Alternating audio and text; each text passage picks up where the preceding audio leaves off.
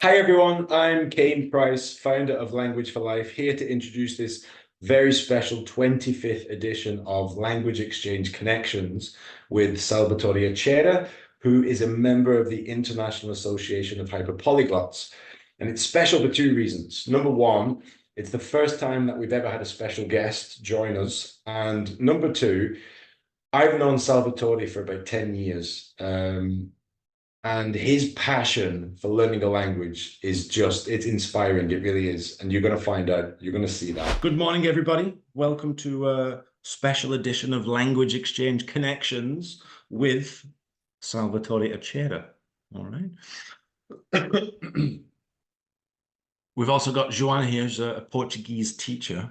So she's going to be asking one of the questions. But don't worry, Salvatore, she's not here to test you. All right. She's not here to test you.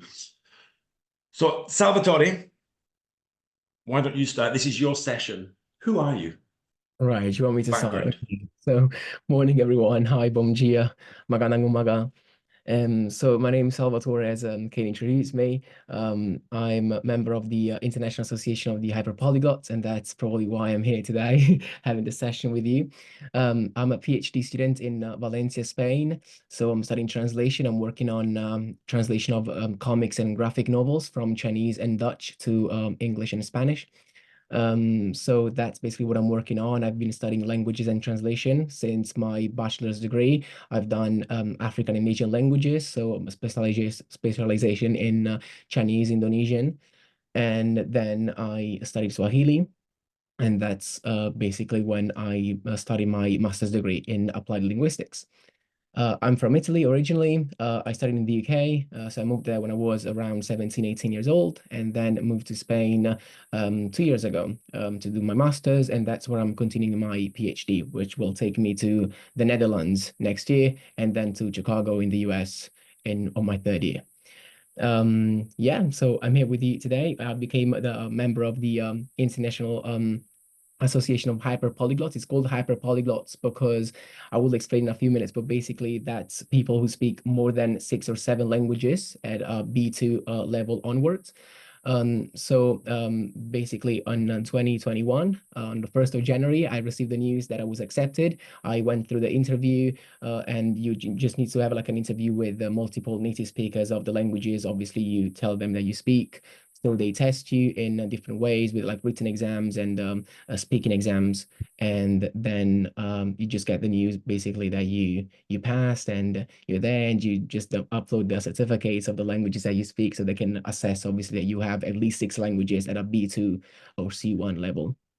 So yeah, And do you have to do all of that in the same day? Like you have like 5, 6, 7 different language exams in one day? in one day. Well, yeah, I did everything in one day, but you can decide to split them. You can decide to do them like in multiple sessions. So yeah, up to you.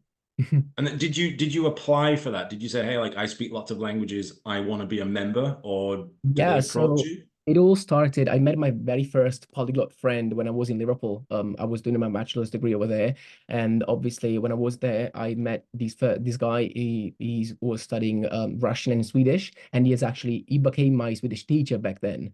But obviously he used like a very old method, which was with cassette tapes.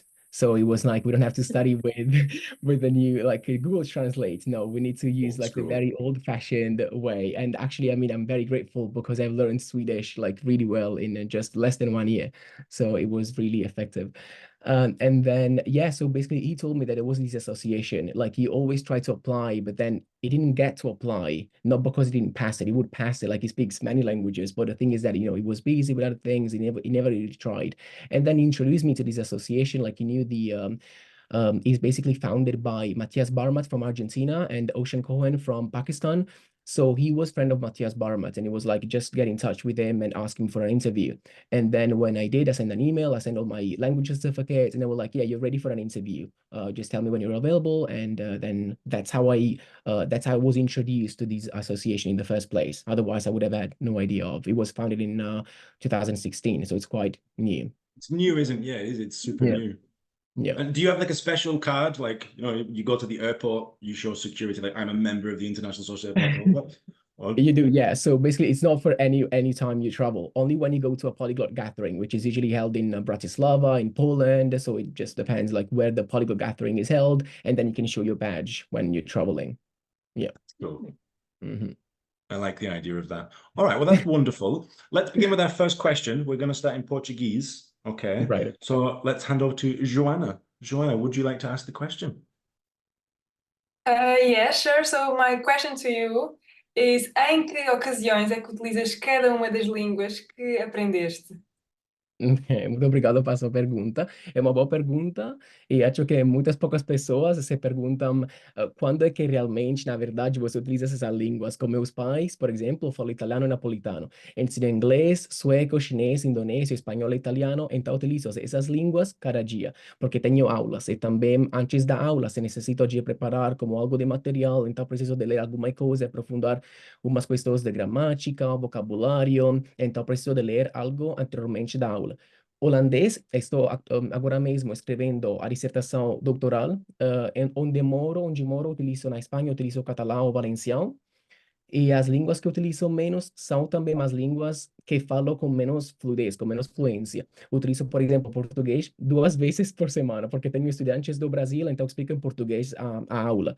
Por exemplo, para Tagalog ou creolo haitiano, não tenho amigos com quem falar.